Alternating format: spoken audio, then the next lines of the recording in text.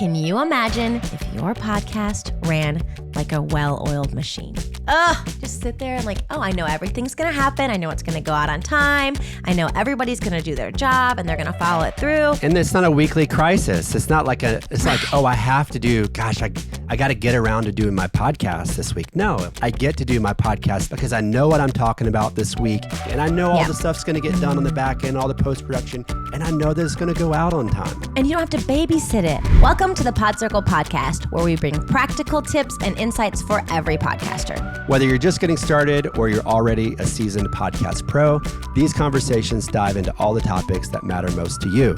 So today we're finishing out our series on outsourcing your weaknesses by building out your podcast team. And we started this series by introducing the importance of outsourcing your weaknesses, which just simply means delegating, hiring, or abandoning the things that you aren't good at, or the things that just simply aren't worth your time, so that you can spend your time and energy on the things that only you can do best. So today we're talking about outsourcing your weaknesses by adding a podcast producer to your team. So in a second, Mackenzie's going to tell us what a podcast, kind of read a bit of a job description of what a podcast producer is. But first, I want to kind of talk a little bit about clarifying some of the confusion over what a podcast producer does. So, for instance, a podcast producer is oftentimes confused with a podcast editor. And while the podcast producer sometimes edits the podcast, that's not always the case. I want to get that out there first and foremost, because I think that can be a kind of confusing distinction that people use podcast producer, podcast editor interchangeably when they're not always doing the same thing. So, Mackenzie, what is a podcast producer? What does a podcast producer do? What are they responsible for? Well, a podcast producer makes your life easier. So a podcast producer is going to facilitate regular planning sessions to brainstorm upcoming episode topics, potential guests, and ad campaigns. We actually suggest and do with some of our clients quarterly sessions.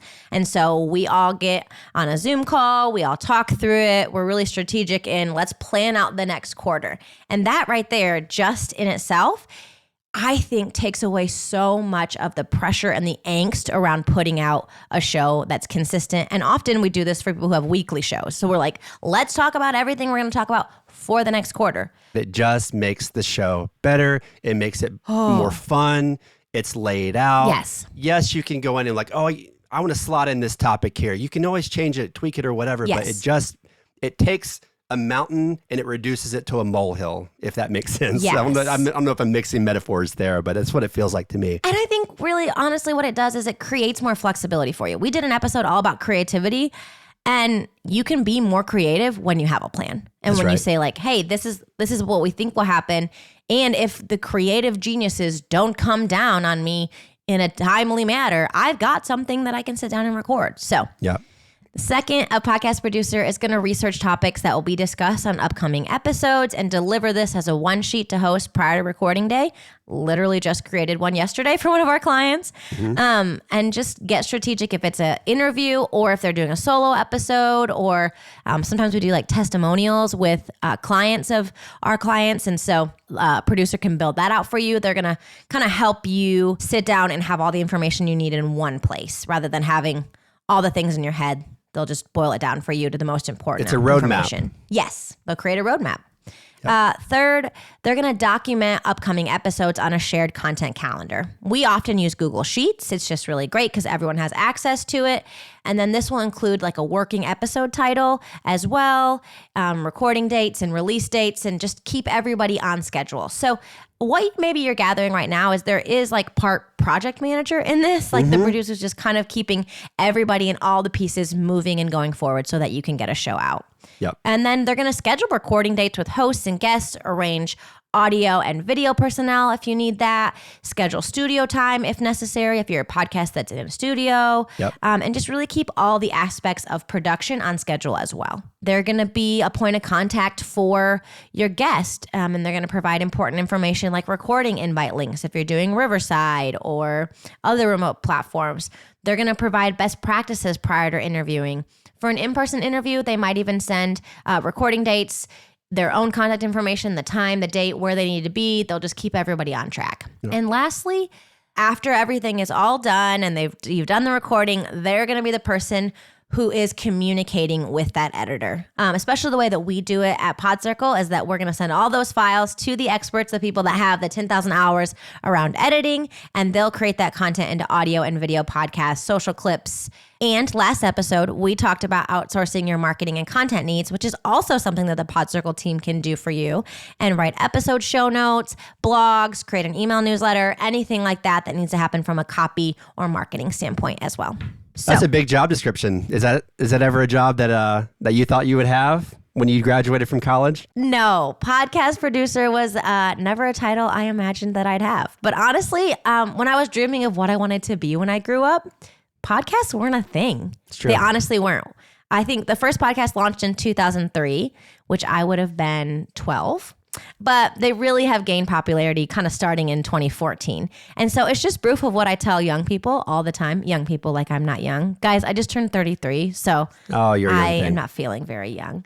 Whatever. But I often tell people what you're meant to do with your life may not be invented or have a need yet. And so I just really encourage people to be willing to learn and grow. And this is an area where I have learned and grown and got curious and Googled and put my 10,000 hours in and really gotten strategic around that. So here I am, a podcast producer for more than one podcast.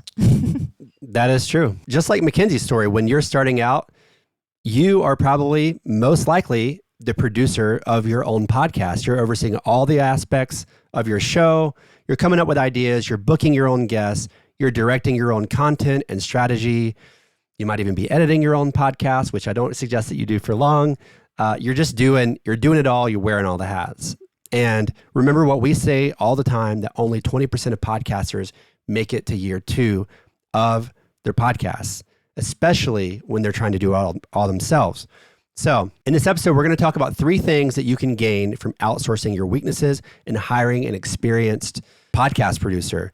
The very first thing is just peace of mind. There are so many details that, have to happen in order to produce a single podcast episode, let alone to maintain a consistent weekly or bi-weekly or even monthly show for a year at a time. There's just a lot that goes into it.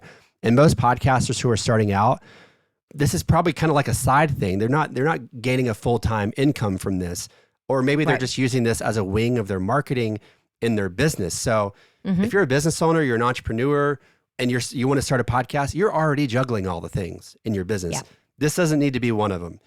So a podcast producer can bring you the peace of mind that someone has your back, that you have a partner. You don't have to do it all yourself. Again, I'm thinking as a business owner myself, I'm just like, I couldn't do this podcast without Mackenzie. It wouldn't happen. This podcast goes out on a weekly basis because there's a team of people that understand the why, understand the how, put all the pieces together so that we can package this thing up for you and get it out to you on a weekly basis. It's a team effort for sure. Team effort, no doubt about it. Yeah, and I think the second thing that you can gain from hiring an experienced podcast producer is just strategy. I think this is one of my all-time favorite things to do as a podcast producer. So much so that I've started doing it for other podcasts outside my own. I just love the idea of how do we take something that's really good and make it even better. A couple of years ago, I went through an exercise where I found like my core competency, and the word that I kept coming back to, you like take all these words that you're good at, and then you just keep boiling it down. And what is that core competency that has both a shadow side and a light side? And mine was optimization. I love to help people and things and processes be optimized. I'm always looking for that. Now, there is a shadow side to that, but we won't talk about it. A podcast producer can wear those 2 hats, right? They can have this 10,000-foot view and the 5-foot view. Yes. I love getting above the day-to-day. It's an important part of producing.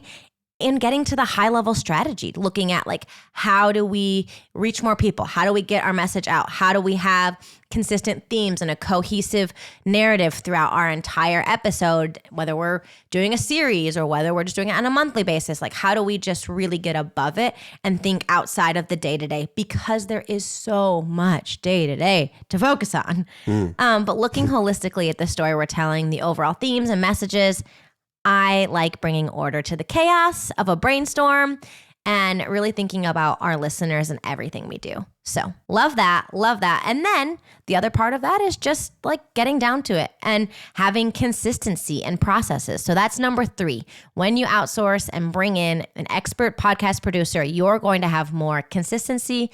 You're going to create processes and you're going to have that peace of mind that we talked about. Can you imagine if your podcast ran like a well-oiled machine? That's like my love language right there. Just be like, just sit there and like, oh, I know everything's going to happen. I know it's going to go out on time. I know everybody's going to do their job and they're going to follow it through. And it's not a weekly crisis. It's not like it's like, oh, I have to do, gosh, I got to get around to doing my podcast this week. No.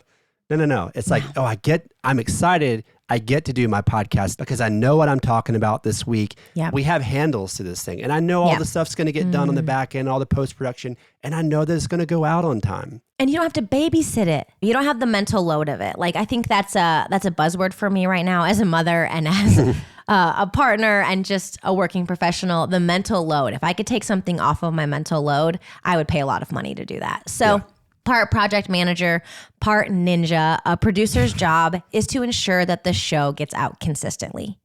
They're responsible for the quality of the show and they manage the process and the people that it takes to get the show out. So as a podcast producer, I oversee all the tasks and I've created a sustainable process for the shows that I produce. Over time, I've learned things that work and that don't, but from ideation to interview prep, the production and the actual interview, to a first listen and edit sent to my incredible editor, Kyle, social asset creation, and more. It's my job to make it look seamless and then do it again for the next episode.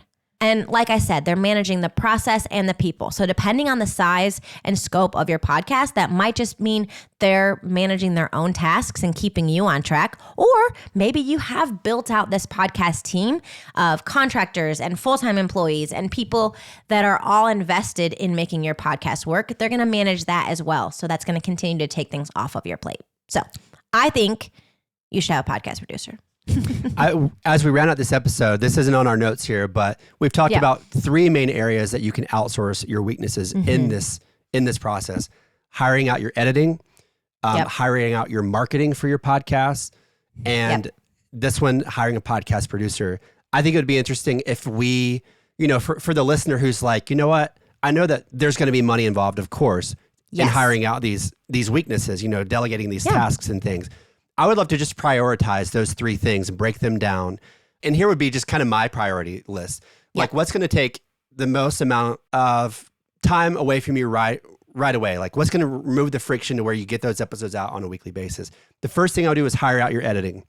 That's the very first thing that I would do is hire a quality, experienced editor who knows you, knows your show, and is very, very good. The next thing I would probably hire out would be the marketing piece. Because I think that from a financial standpoint, you're going to get the most ROI on that. It's just going to get the most eyes and ears on your show. And the third thing would be when you can to hire that podcast producer / content manager, that partner. That true partner in your show from a financial investment standpoint. That's probably going to be the biggest of all. It's definitely going to be the biggest of all 3 to hire someone really good. So I would kind of do it in that way. Hire an editor first, hire out your marketing, and then find that podcast partner, that podcast producer to join your team. I agree 100%. That's the order I would do it in. And I think that's why we strategically designed it the way we did. As you continue to have more margin, as you find more space and resources, I think that's the best way to go about it. So rounding this episode out, if you're tired of doing it all, like we've talked about, we've got you covered here at PodCircle. We do all of these things for clients day in, day out. At PodCircle, we want you to do less of what is not in your expertise so that you can get back to doing what you do best, enjoy your show, get your time back. So I would invite you to schedule a free consultation with me. You can email me directly at Kyle, Kyle, at podcircle.com. We offer a whole suite of services, including show notes writings, pulling social media clips, the audio, video editing, all the things, the editing, the marketing, the producing that we've talked about today. We have tailored services for all of those things. We can provide custom quotes based on your needs, based on your budget. We do it every day. So reach out, Kyle at podcircle.com. We also have links in the show notes. We've got a links if you just want to go ahead and set up a Calendly call with me. My call scheduling link is listed right there. Anything else, Mackenzie?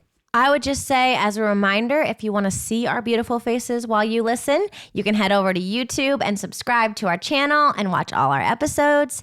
And while you're there, give us a like, leave a comment, tell us what you want to hear more of. And if you're just saying, I need to figure out how to make my podcast work for me, I would love to have a strategy session with you. So you can email me at Mackenzie, MICKENZIE @podcircle.com. Or if that's too hard, email Kyle, KYLE, and it'll get to me. Or email hello@podcircle.com. That will get to us too. Oh my gosh, all the You emails. probably didn't even know that email existed, Mackenzie. I didn't even know. I better go see you. But if you need someone to help you get clear and get above your show and offer some expert outside opinion, I would love to chat with you. It's what she does. In this episode, these producing things, they're also strategy. Producing and strategy, that's what Mackenzie does as a podcast producer. So if you want to hire someone that has that strategy brain that can help you just get in the weeds of your podcast, email my girl here. Email my girl here. So thank you for joining us for this series. I think this is the longest series we've done, but I think it's really important. And you can return back to this in different seasons when you find some more capacity, or if you reach a breaking point, come back and say like, now what could help me with this again? How do I get my time back again?